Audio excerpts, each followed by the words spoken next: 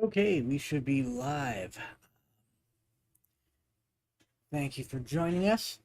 Going to be streaming the first card of year 7 in my National Wrestling Commission universe.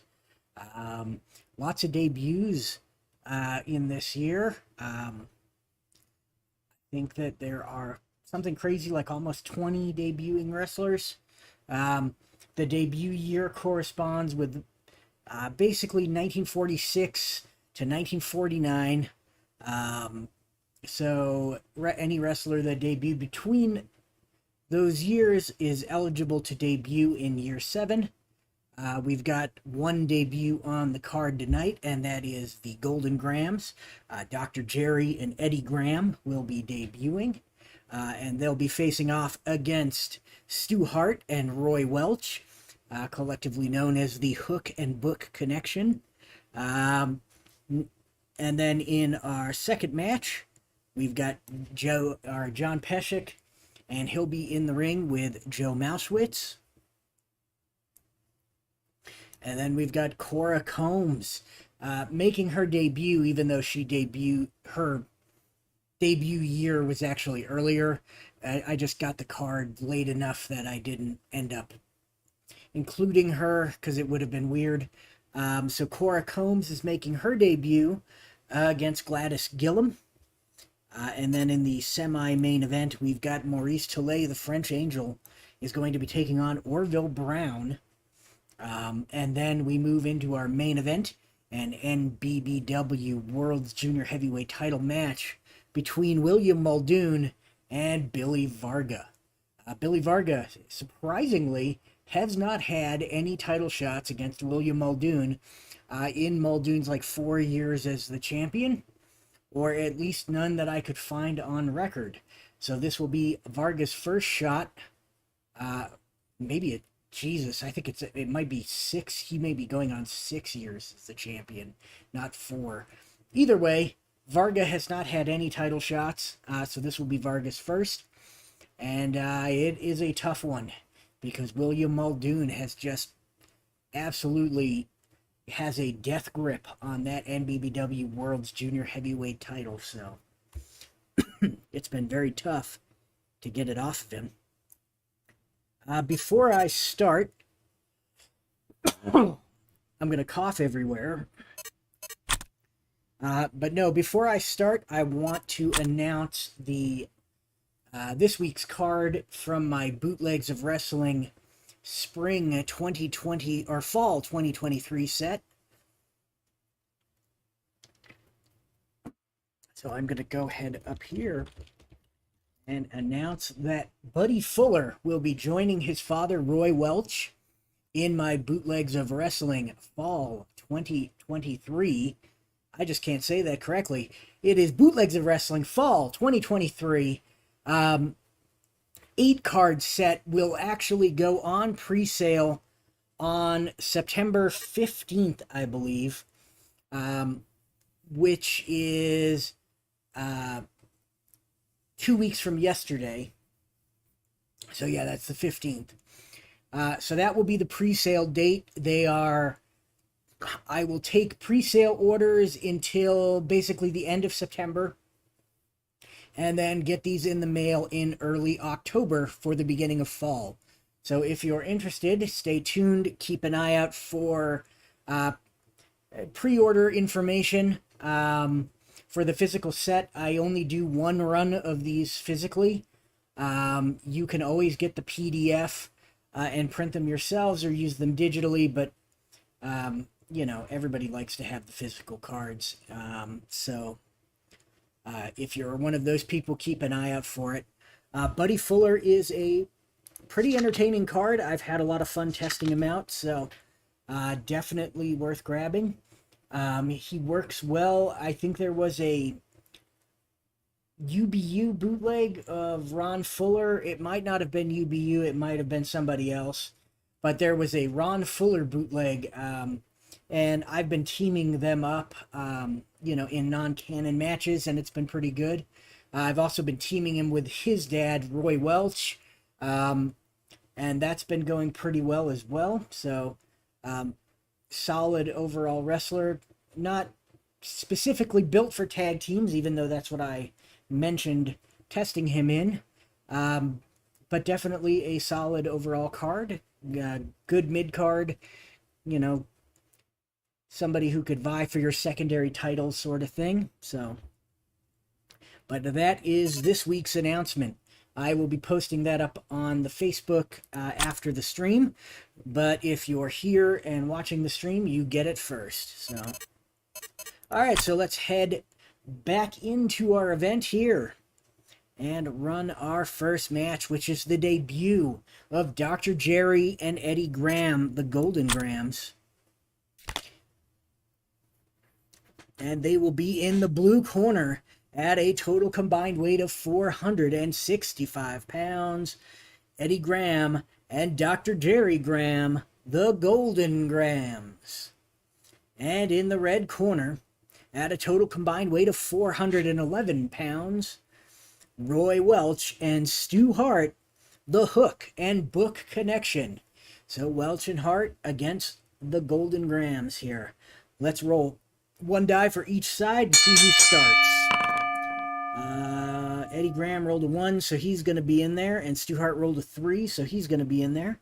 Let's clear those out and roll for initiative. And it looks like Eddie Graham wins the lockup as the two meet in the center of the ring. Eddie Graham grabs a headlock, and it looks like he may be choking Eddie Graham or Stu Hart here. Everything is even, so that is going to work, even though it's an agility move. So Hart able to pry the hands off the throat and break the headlock here. Stu Hart spins around Eddie Graham, locking on a sleeper hold. And Eddie Graham is hurt. Stu Hart drops Graham with that sleeper and then transitions into a leg scissors necklock. And Eddie Graham's in trouble here. But he manages to, after some bucking, to buck his head free. And he's back to his feet. And he grabs the hair of Stu Hart and pulls him to the mat and then applies a grounded top wrist lock on Stu Hart. Oop, that was offense, not defense. And Stu Hart is dazed. Eddie Graham going to tag in Dr. Jerry Graham now. And Dr. Jerry Graham using his superior power to send Stu Hart into the buckle. And Hart hits the buckle hard and kind of stumbles back out. And he is dazed. Can he make the tag on the way out here? And with a roll of 6, he is just barely able to make the tag to Roy Welch. Welch comes in with a leg dive takedown on Dr. Jerry Graham. But Jerry Graham easily stuffs that, showing off that he is a solid wrestler despite all of his crazy antics. And Dr. Jerry Graham grabs Roy Welch and moves him back into the corner as he and Eddie Graham just unload on Roy Welch. And Eddie Graham comes in here. Welch feeling the effects of that double team as Eddie Graham delivers a vicious elbow smash on the back of Welch's head as Graham is in control here. And Welch is dazed. And Eddie Graham trying that concealed choke again, and he's able to get his arms around the head of Roy Welch, and he begins to choke him. And Welch can't break free and is brought to the mat by that front face lock choke. And Eddie Graham now drives him back into the ropes and ties Roy Welch up into the ropes and chokes him there. The referee is definitely not happy about this. We are going to see a disqualification roll here, and that is going to do it. The Grahams are disqualified as Eddie Graham chokes Roy Welch after tying him up in the ropes. And he just the referee is just not having any of those antics. And let's record the match. The Golden Grams just lost as Roy Welch defeated Eddie Graham via DQ when Graham refused to release a chokehold after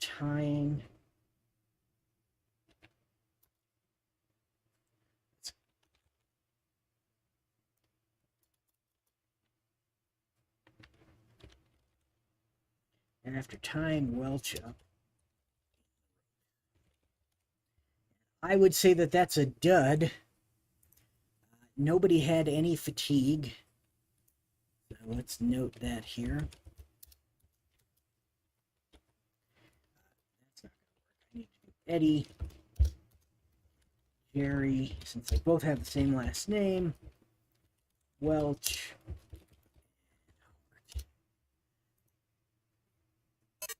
And there we go.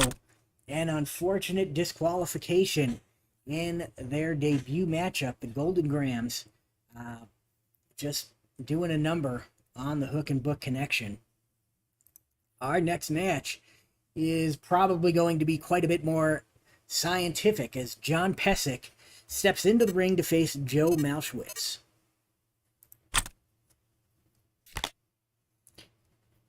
In the blue corner, weighing in at 185 pounds and standing 6 feet tall, from Ravenna, Nebraska, he is John Pesek. And he is the Tiger Man. And his opponent in the red corner, weighing in at 210 pounds and standing 5 feet, 11 inches tall, from Utica, New York, he is Joe Malcewicz. And Malcewicz and Pesek lock up in the center of the ring. And Pesek wins that lockup, applies a front chancery on Joe Malcewicz, and rakes the eyes with a vicious eye gouge. And that's going to hurt Malcewicz.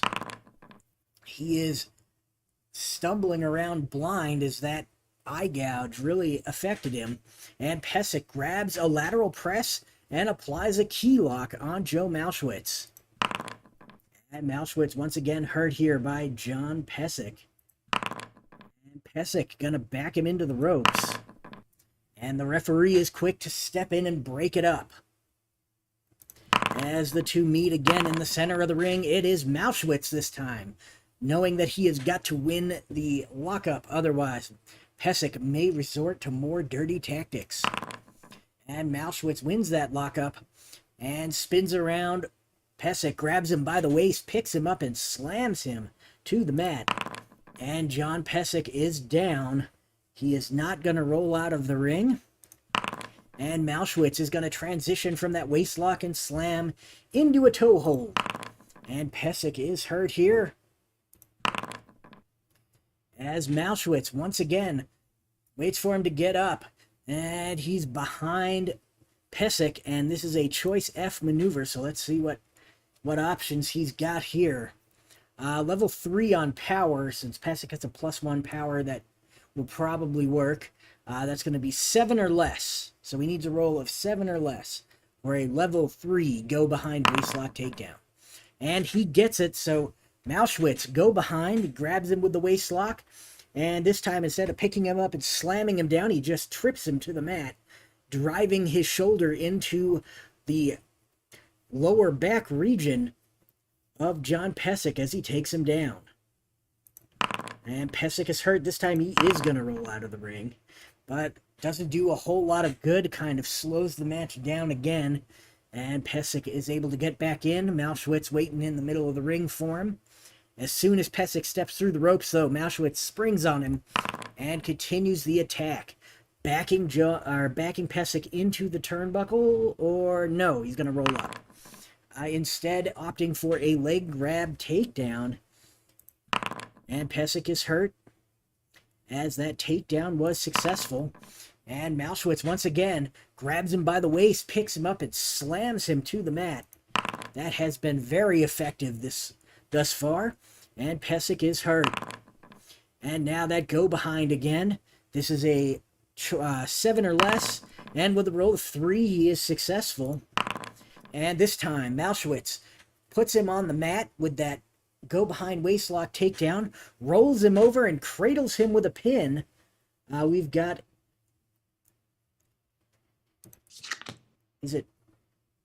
his pin is really weird.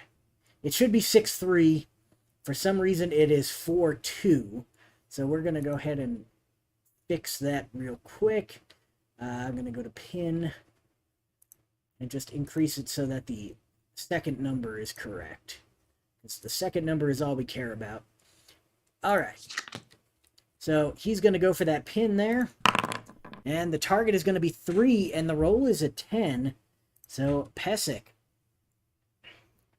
able to kick out, but Malcewicz showing that he is probably the superior wrestler here. Malcewicz grabs a chicken wing out of the kick out and applies the pressure on John Pesek. Pesek once again going to roll out of the ring. He's hurting here as Pesek able to break the chicken wing by getting to the ropes and then rolling out. But he is feeling it. And he's going to be counted out of the ring as the target was 4 and the roll was a 4. So Pesek walking out of the match as Malcewicz was just dominating him. Pesek thought that it would be best to take the loss rather than get himself humiliated and possibly hurt.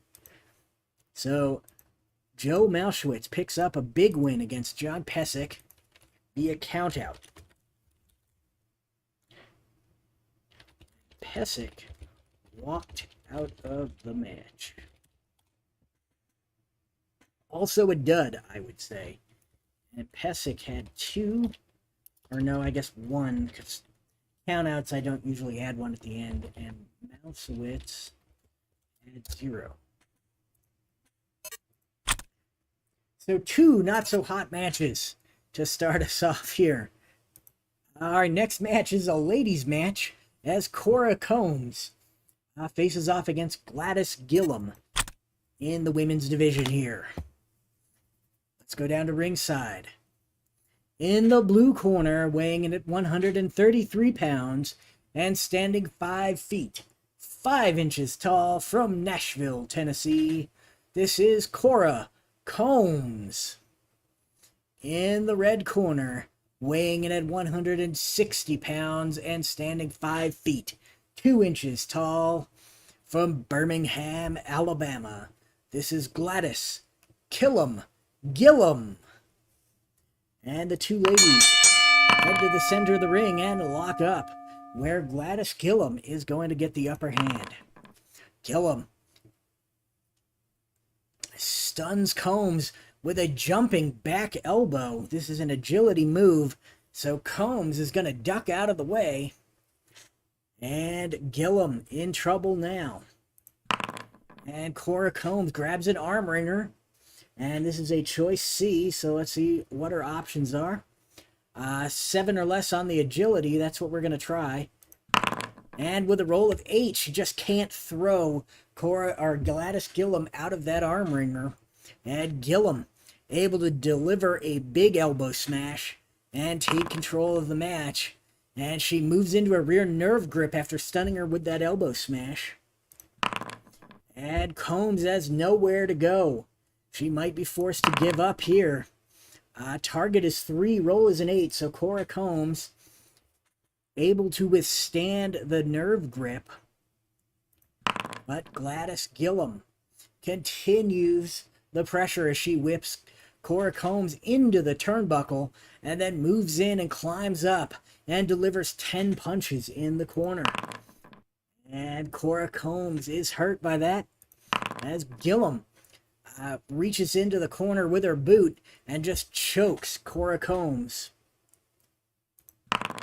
And Cora Combs is definitely worse for the wear here as Gladys Gillem sends her out to the apron and drapes her over the top rope, backwards over the top rope, and just slaps her right in the upper chest area, really connecting solidly. Gladys Gillem has really done a number on Cora Combs, as Gillem pulls Combs back into the ring and scoops her up. And she's got a falling scoop slam. That is going to work. And that plants Cora Combs on the mat. So Gladys Gillem really just annihilating Cora Combs now that she's got control. Backing Combs into the ropes and then whipping her into the opposite side. As Combs comes back, she lifts a knee, blasting her in the midsection. Let's see here. Level 3 move on power, so that is going to be 7 or less. And with a roll of 5, she connects. Gladys Gillem connects with that big kitchen sink knee as Cora Combs comes back off the ropes. Combs is hurt here as Gillem continues her attack, backing her back into the ropes and doing it all over again. She needs 7 or less, and with a roll of 5, she connects with another big kitchen sink knee and puts Combs on the mat. Cora Combs is hurt here, and Gladys Gillem once again pushing her out to the apron and draping her back first over the top rope and slapping her across the upper chest. Cora Combs is dazed here as Gladys Gillem then begins to choke her on the ropes, and the referee finally forces Gladys Gillem to let her go, and Cora Combs climbs back into the ring. Gillem tries that jumping back elbow, and once again Cora Combs is quick enough to avoid it. And Combs delivers some knee lifts of her own. And Gladys Gillem catches all of them, but is able to roll out of the ring to kind of break up any momentum that Combs might have had. And Gladys Gillem gets back in, but Combs is forced to kind of start again. And she does with big knee lifts again, planting her knee into the midsection of Gladys Gillem. And Gillem is down as Cora Combs grabs her by the back of the head and slams her face first into the mat. Gladys Gillem, she puts her arms out and breaks her fall, and she pops right back up and grabs Combs, drags her to the ropes, and starts choking her. And this is trouble for Cora Combs here, as Combs able to avoid being choked on the ropes and planting more knees in the midsection of Gladys Gillem. Those knees have been highly effective, and they continue to be as Gladys Gillem hits the mat after Combs delivers a series of them. And once again, she tries to slam her face into the mat. And this time it works, but once again, Gillem is able to get the arms out. This time she can't pop right back up as she takes some damage. And it allows Cora Combs to continue her attack, grabbing a hammerlock and just kind of spinning and whipping her to the mat. And this is an agility move, and Combs has the agility, so that is going to work. And Gillem kind of falls to all, I guess it would be threes, because Combs has got the hammerlock applied, but she can't get her down to the mat completely. Oop, that is the wrong one. Combs is rolling on. And once again, Cora Combs has that hammerlock applied, spinning her around, trying to lift her up and whip her to the mat again. And this time, Gladys Gillem able to sock Cora Combs in the head as they're going around. And Cora Combs able to duck that attempt and continue to try her attack. And this time, Combs lets go of the hammerlock and scoops up Gladys Gillem, slamming her down to the mat with a big body slam, and then goes for the cover. The target is 3. The roll is a 3. Wow. Just like that, Cora Combs is quick to cover Gladys Gillem and pick up a win here. That was a surprise. I mean, I don't know if it was really an upset, but it was definitely a surprise win. Body slam. What is it? A hard body slam? Hard body slam. And I would say that that was... We're going to call it a 1-star match. It wasn't great. It wasn't bad. Combs had 1 fatigue. Gillem had 1 fatigue. There we go. And man, that was a surprising ending to that one. And moving on now, the French Angel Maurice Tillet has been fairly aggressive in his tenure here in the National Wrestling Commission. I think he lost 1 title match, but is otherwise undefeated. He lost to Jim Londos in challenging for the European heavyweight title.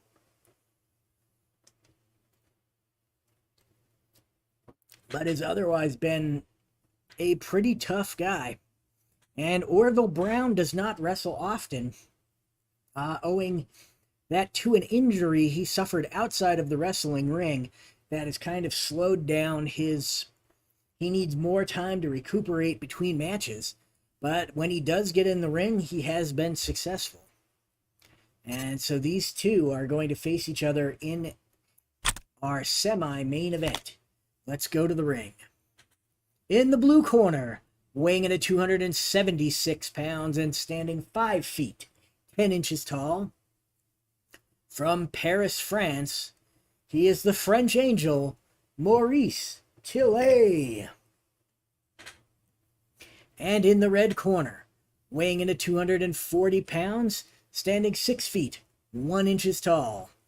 From Kansas City, Kansas, this is Orville Brown. And Brown versus Tillet here. And the two men head to the center of the ring and lock up. Orville Brown wins the lockup here. And attempts a hip roll on Maurice Tillet. And he is going to get that, as he does have the agility advantage. And that hip roll put Maurice Tillet on the mat. So Brown starting out very, very strong. Applying an octopus stretch on the Frenchman. And Maurice Tillet is hurt. And Orville Brown waits for him to get back up after breaking that octopus stretch.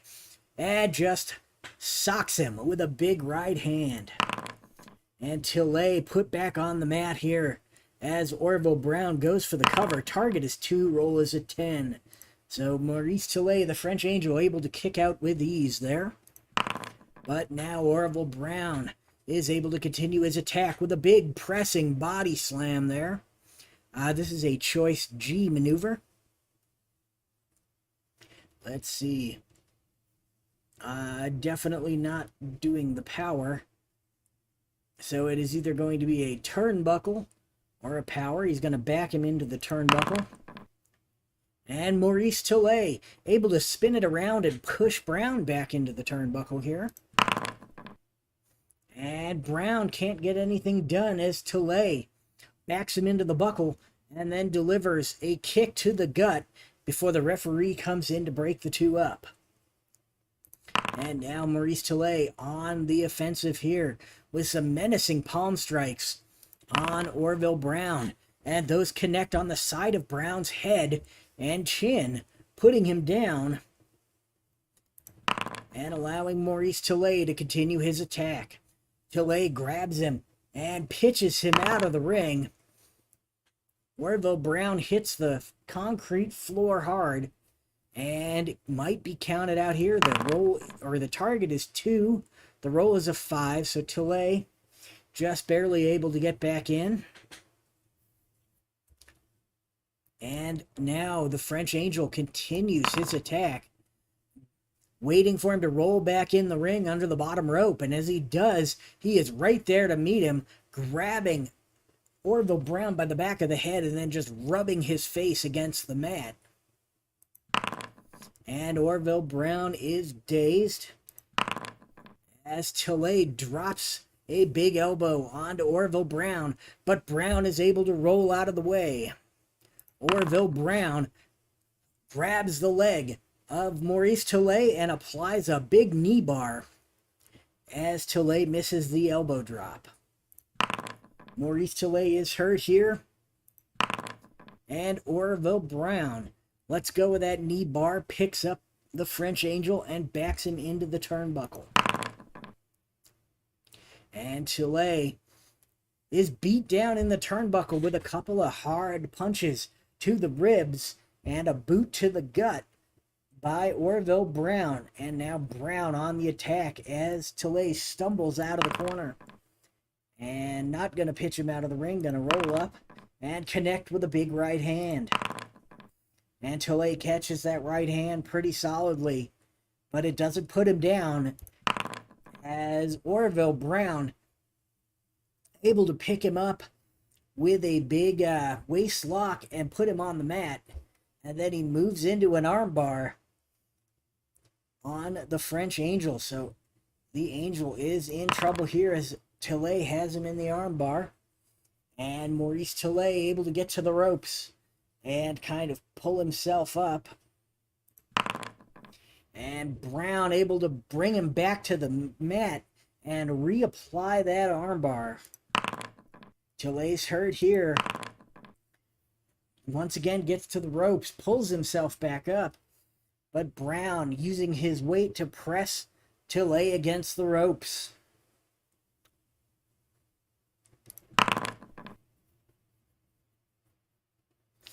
And Brown and Tillet struggle on the ropes. And Maurice Tillet is shoved out of the ring by Orville Brown. And Tillet grabs the leg of Brown, pulls him out of the ring, picks him up and slams him onto the arena floor. The referee is a little bit upset. The referee warning Maurice Tillet. No disqualification, though. Tillet rolls Brown back in the ring and continues an attack here, pitching him out the other side. And Maurice Tillet comes out, grabs Orville Brown and throws him back in the ring. And Tillet starting to bite the forehead of Orville Brown. And Brown able to shove Maurice Tillet off. Now Brown backing Tillet into the ropes here. And Brown continues his attack here after booting him on the ropes. The referee comes in, breaks them up. And Brown moves right back in as soon as Tillet is off the ropes, connecting solidly with a big right hand. And that hurts Maurice Tillet. And Orville Brown applying a wrist lock, really working the pressure there. And the French Angel able to break that wrist lock and take control of the match. And Maurice Tillet gonna back Orville Brown into the turnbuckle. And Orville Brown able to spin it around. The referee steps in, breaks these two up.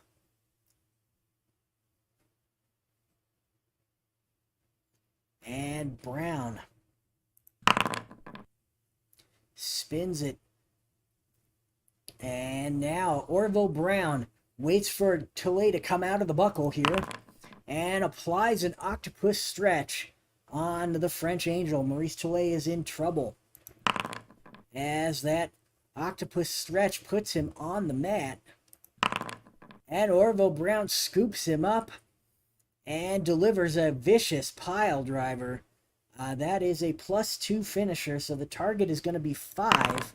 The roll is an 8, so once again, Maurice Tillet, the French Angel, able to kick out. And the match continues, but Orville Brown has other plans as he just waits for him to get back to his feet, stuffs him back into that pile driver position, hoists him up, and drops him head first into the mat one more time. The target is going to be 6, and the roll is a 10. So Maurice Tillet kicks out of another pile driver here. The French Angel, that big bony head of his, is paying off as he's just not not feeling the full effects of these pile drivers. And Orville Brown pivots, this time applying an Indian Deathlock onto the downed French Angel. This is a +1 finisher, so the target is once again going to be 6, and the roll is a 7. So Tillet able to avoid giving up to that Indian Deathlock, but he's still in a lot of trouble here. Orville Brown lets go of the Indian Deathlock and scoops him up. Gonna do another big press body slam. He did this once earlier in the match, and it turned out pretty well for him. We're gonna go for the turnbuckle rating. And once again, Orville Brown able to deliver a couple of blows to the ribs before the referee breaks him up, as Maurice Tillet, the French Angel, comes out of the turnbuckle. Brown moves back in, trips him to the mat with a drop toe hold, and applies a knee bar. The French Angel's hurt here as Maurice Tillet in trouble as Brown mounts him and applies that mounted armbar. Tillet's down, can't go anywhere, as Brown wrenches that mounted armbar, moving into a crossface, still holding that arm, but now cross-facing him. Orville Brown really doing a number on the French Angel. Now he's moving out of the crossface arm lock and reapplying that Indian Deathlock. Still trying to get the French Angel to give up. The target is going to be 7, and the roll is a 3. So Orville Brown has defeated the French Angel via Indian Deathlock. So Orville Brown defeated Maurice Tillet.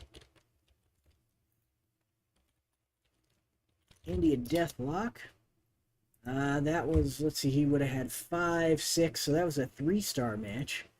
Pretty solid match. And Tillet had 5. Brown had 1. So there we go. We are on to the main event of the evening, which is going to see William Muldoon face off against Billy Varga. This is Varga's first title shot against William Muldoon. The NBBW World Junior Heavyweight title is at stake. And here we go. In the blue corner, weighing in at 195 pounds and standing 5 feet 10 inches tall, from Belfast, New York. He is the NBBW World's Junior Heavyweight Champion, the Solid Man, William Muldoon. And in the red corner, weighing in at 208 pounds and standing 5 feet 11 inches tall, from Los Angeles, California, Count Billy Varga. And Varga and Muldoon lock up. And it's Muldoon, the champion, taking the lockup. Muldoon with a single leg trip and control here as Varga is hurt on the mat. Muldoon lets him up and pushes him back into the turnbuckle. Varga can't get anything done. The referee separates the two men. And Muldoon catches Varga coming out of the turnbuckle with a shoulder throw. Oop, that's the wrong button, so is that. Shoulder throw. There we go. Varga doesn't go up and over. Varga instead pulls his arm out of the way and launches into an attack of his own, grabs the arm of William Muldoon, and tries for a grounded wrist lock. This is going to be a choice F maneuver. 3 on power, so that is the better choice for Varga in this match. So we need 6 or less. And with a roll of 7, he just can't get it as William Muldoon pulls his arm out, avoids that wrist lock and being taken down by it, and continues the attack that he once had. And Muldoon backs Varga into the ropes.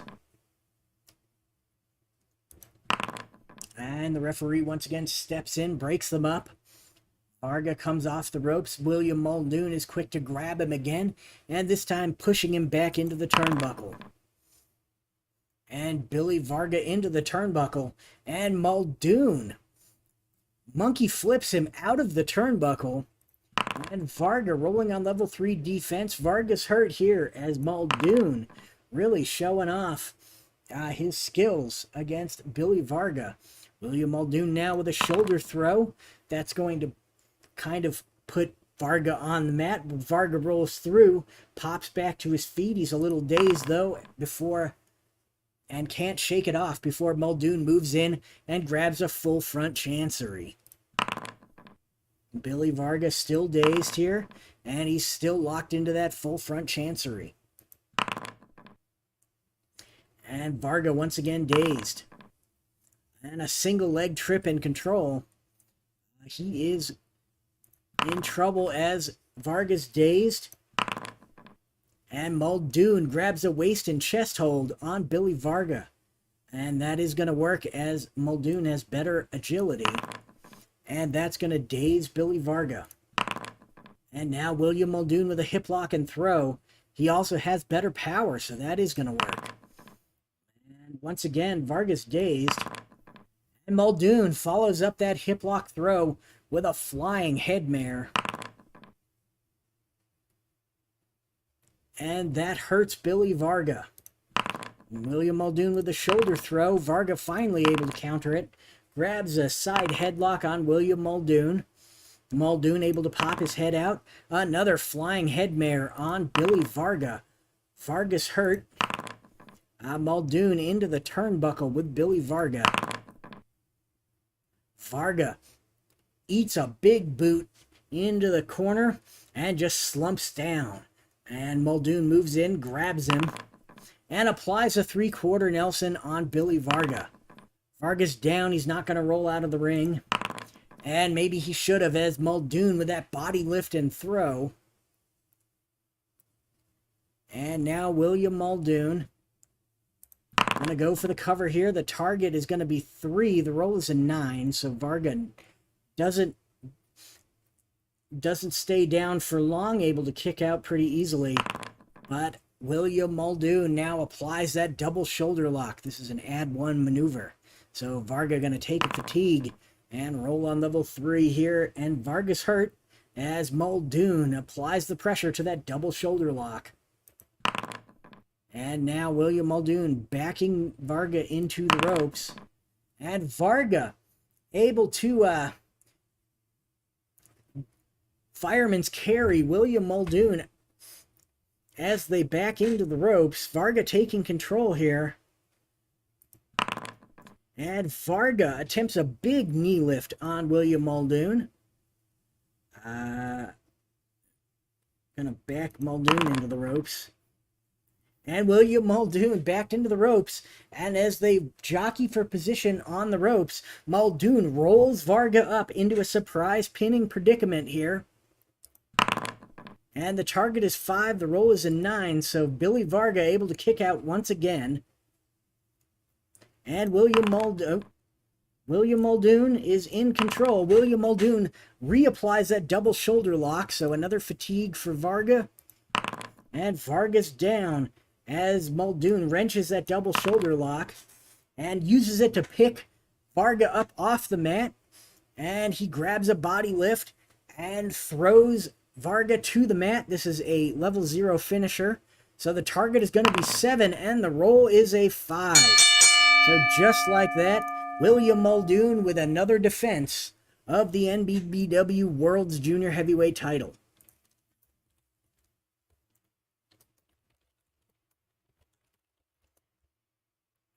Let's see, that would be 5, so 2.5 stars.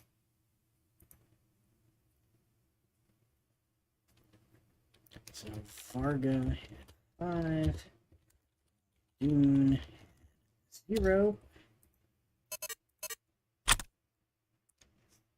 And that is going to do it for us for this week, folks. Thank you for joining us.